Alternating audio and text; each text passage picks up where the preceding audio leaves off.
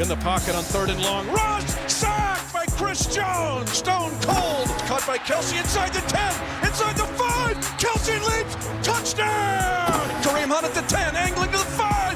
Into the end zone, left side! And it is good! Good! Here comes a rush, and he's gonna go down! George Karlaftis!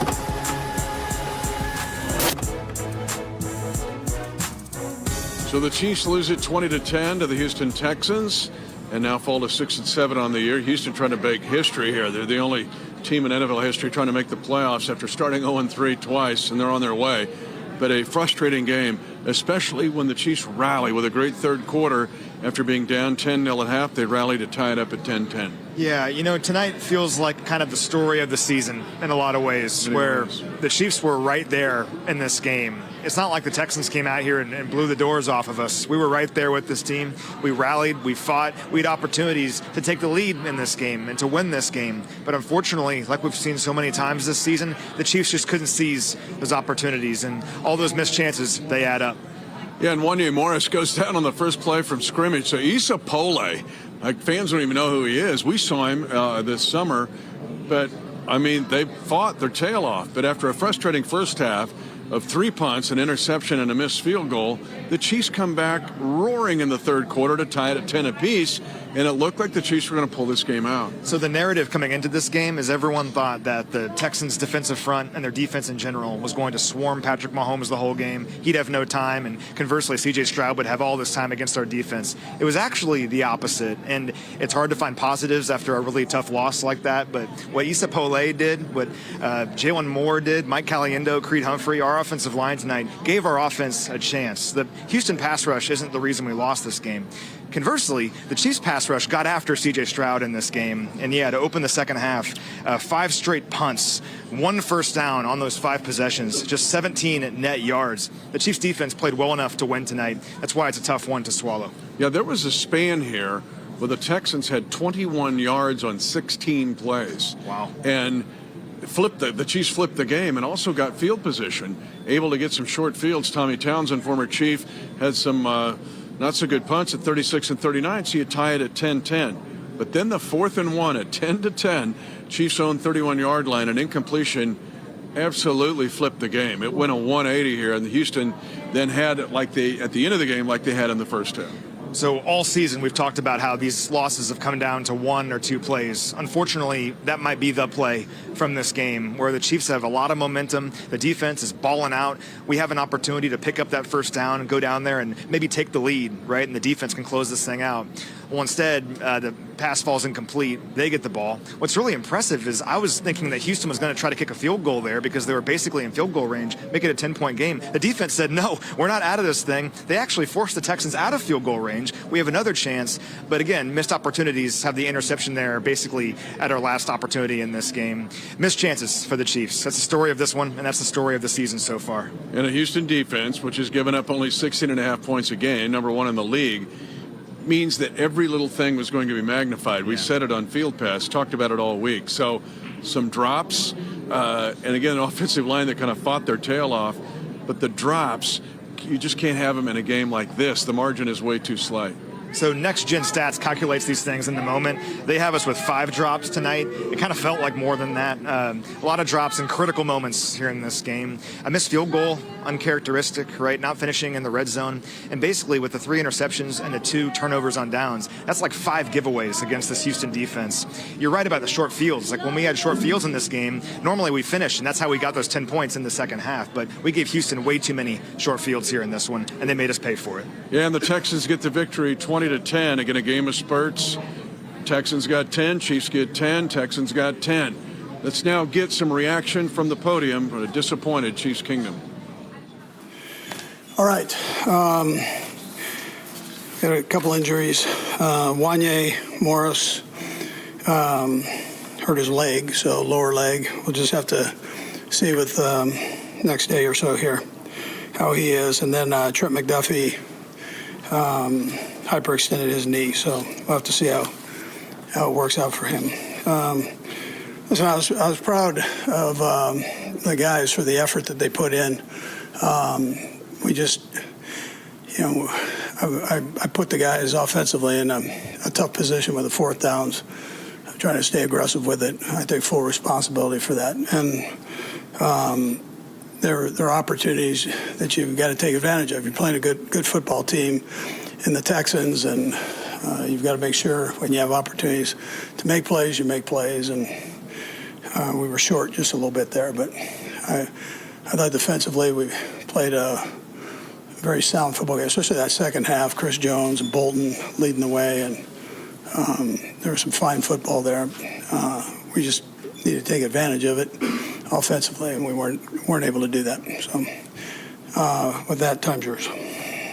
Coach Reed, can you walk us through that decision on the fourth down there with 10-10 after the defense had been playing so well to start second half?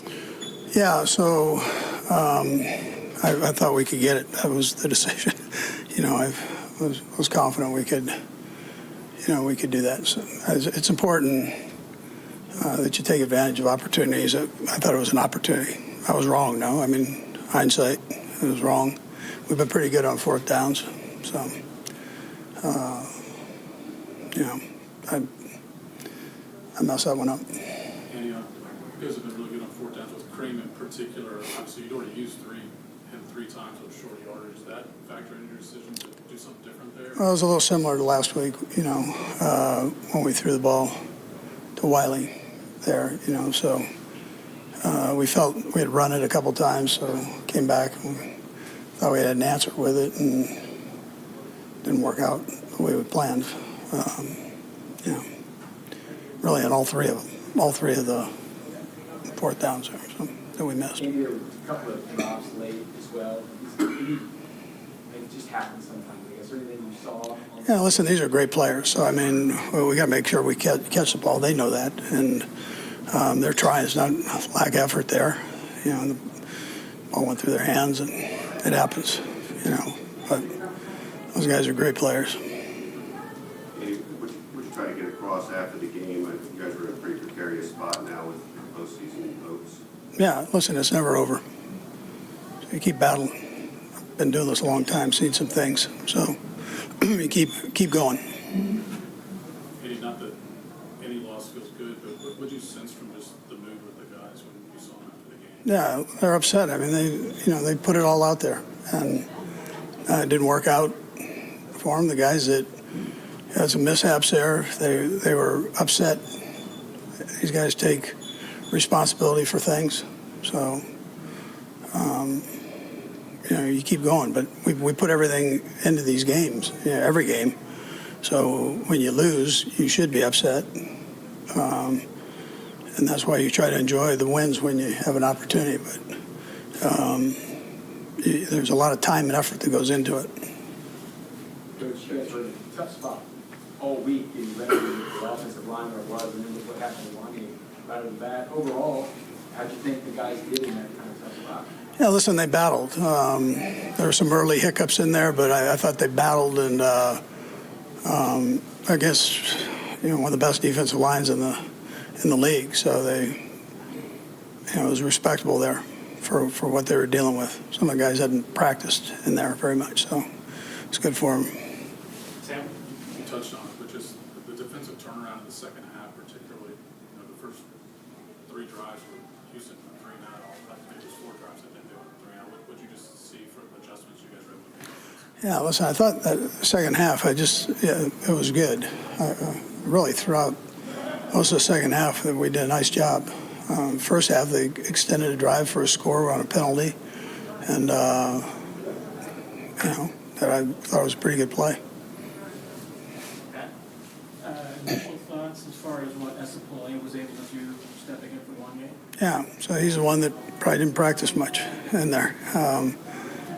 Limited time, and he stepped up and was asked to play a crucial position at a crucial time, and I thought he did a respectable job. Now, it wasn't perfect, but it was good enough.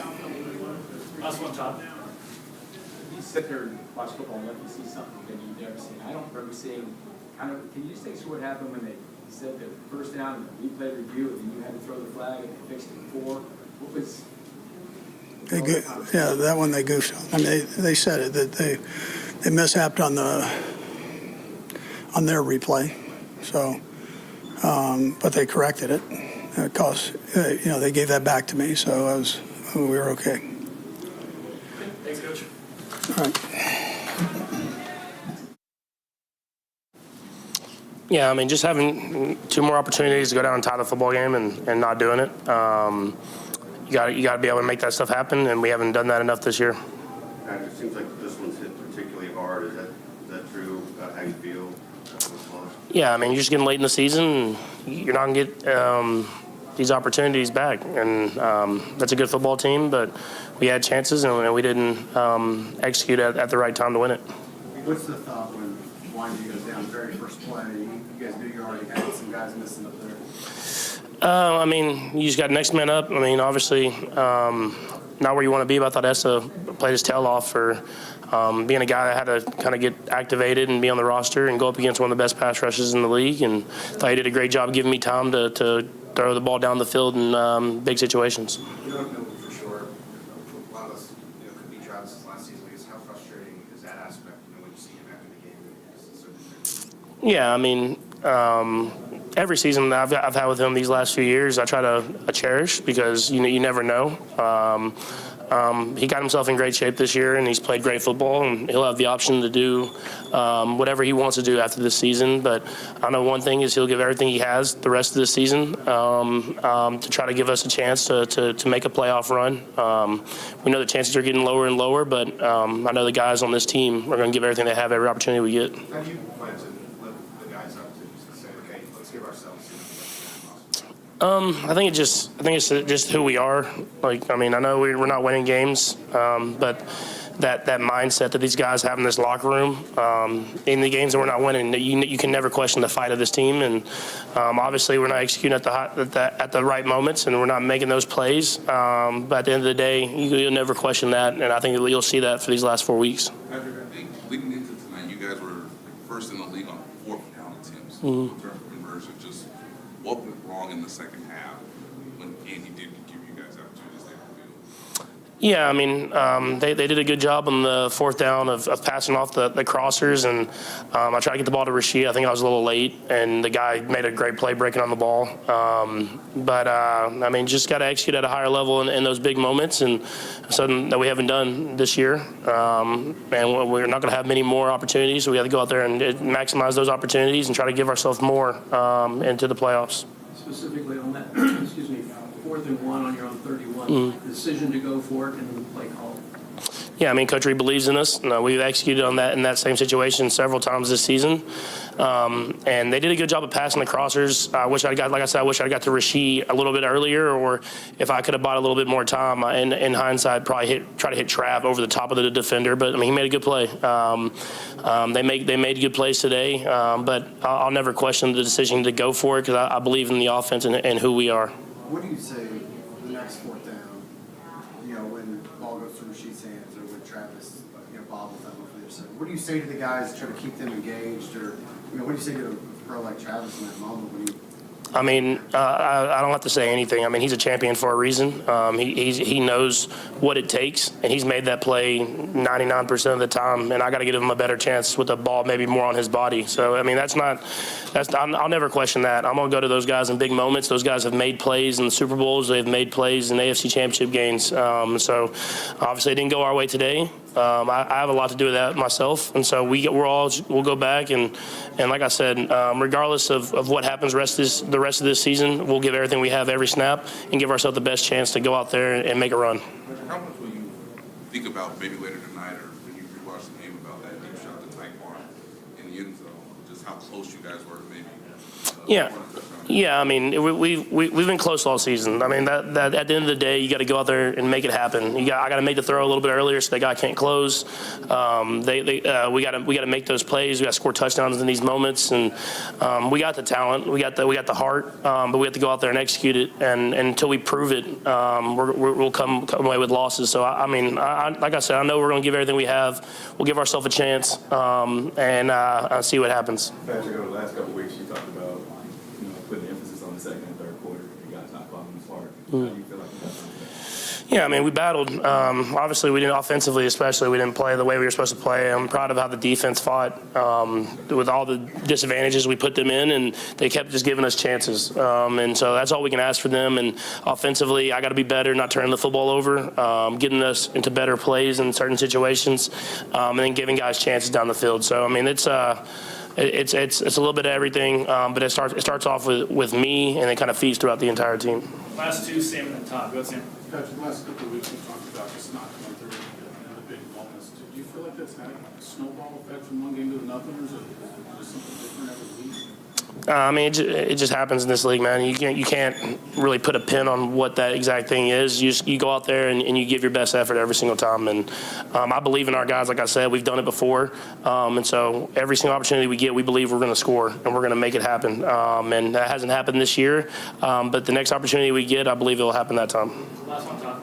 Can you take us through the second interception, first play, the fourth quarter? What happened on that?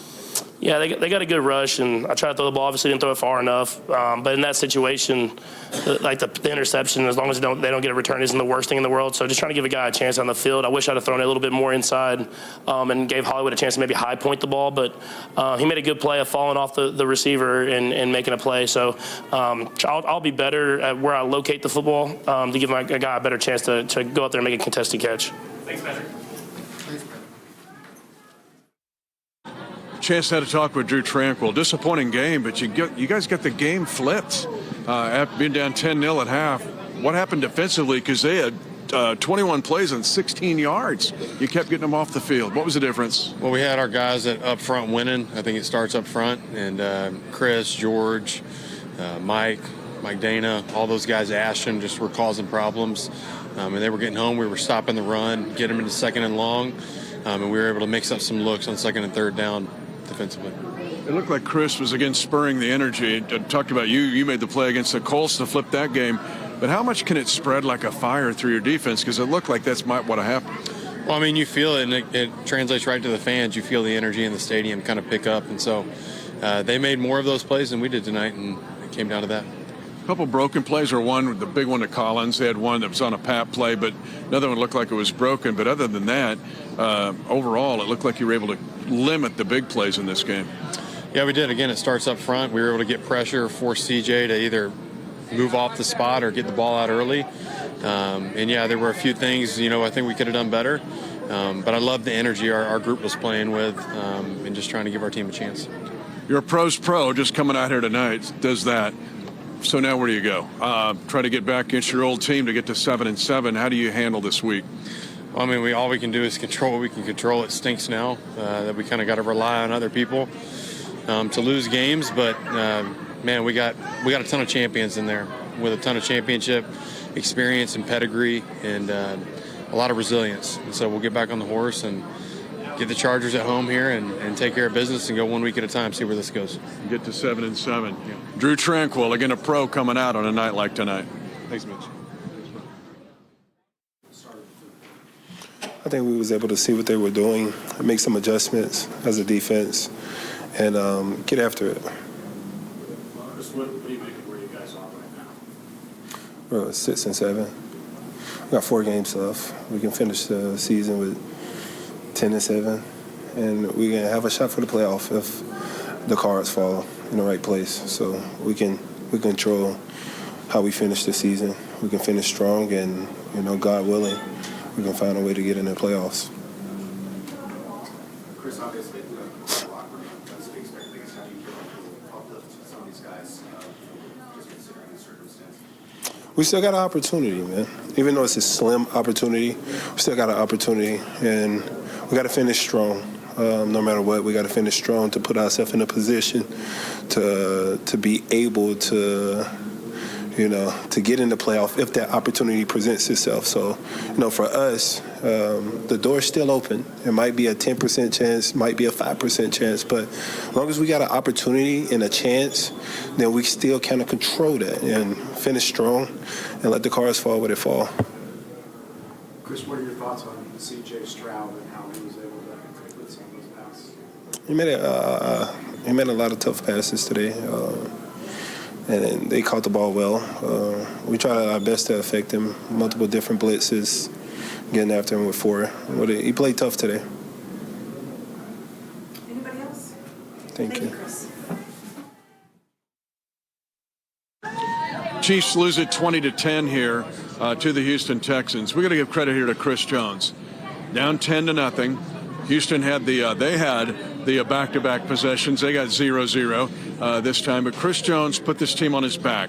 He actually flipped the game. Yeah. He got the entire defense in the crowd going again, much like the Colts game, but the whole resurgence in the third quarter by the Chiefs started with Chris Jones. It was deja vu from the second half in the Colts game. That's what it felt like, where things weren't going well for the Chiefs at all. And think about the first interception of the game in the first half, when Houston had a chance to maybe go up 17-0, and the defense shut the door at midfield. Really, from that point on, the defense played well enough to win in this game, and Chris Jones was right in the middle of it. He was playing like a crazy person out there. I mean, it's one of those things where if the Chiefs found a way to win this game, we'd be talking about Chris Jones all night long. He still deserves that credit. He played well enough to win tonight. And the offensive line, if your bingo card had, let's see, Issa Pole, Mike Caliendo, and Jawan Taylor as your offensive lineman up against the best defense in the NFL, you'd think, oh my gosh. Chiefs were down 4 offensive linemen in this game and still had a shot to win this game. To me, those guys fought their tail off, and I think in the case of Issa Pole, this is something you actually build upon to try to build your career. So down 3 offensive linemen and down 10 points. So in some obvious passing situations, Houston pinning their ears back. And again, Houston's defensive front was not the reason the Texans won this game. It's not like Danielle Hunter and Will Anderson Jr. wrecked this game like they did against the Bills a couple weeks ago. That wasn't the case. And our offensive linemen, and in many cases our reserve offensive linemen, our third-string offensive linemen, and Issa Pole, coming up there and playing really good football when we needed them most, is encouraging and exciting. I know we don't want to talk about it in a loss, and it's a bummer, but if you're looking forward to next week and in the future in general, guys like that stepping up in moments like that is a big deal. So really proud of Issa in particular in this game. And I've seen situations like this actually launch guys' career, regardless of position. Now, coming into today, the number that was out there was the Chiefs would have an 11% chance to make the playoffs if they lost this game. I don't know what the recalculation will be. You'd have to wait till tomorrow night's game with the Chargers and Eagles. But there's still a mathematical chance. Somehow you got to rally, try to get guys healthy. Who can you get back and try to beat the Chargers next Sunday here? That's where, again, inside the fort and inside the walls, that's the mentality that's got to be there. Be a lot of outside noise. That doesn't count if you got to try to get back to 7-7 and beat the Chargers. Was it Han Solo that said, "Never tell me the odds"? I don't care about the percentages or the odds. Tonight hurts, right? Tonight's tough. This is a game I thought the Chiefs were going to win. I think the Chiefs had at times. But don't tell me the odds, because we have Patrick Mahomes, we have Coach Reed, we have Chris Jones, we have Travis Kelce on this team, and the arrowhead is on the side of the helmet. If there is a chance for the Chiefs, I always think they're going to find a way. It's a one-game season. Let's beat the Chargers next week. We'll talk about the odds after that. Yep, we'll try to get to 7-7 next week. But tonight, the Chiefs lose to the Houston Texans 20-10. He's Matt McMullen, senior team reporter. We're going to be with you all week long, getting you ready for the Chargers. I'm Mitch Holthus, voice of the Chiefs. Time to work to get to 7-7. Chiefs Rewind is brought to you by Ford, the official car and truck of the Kansas City Chiefs, and by CommunityAmerica Credit Union, the official banking partner of the Kansas City Chiefs.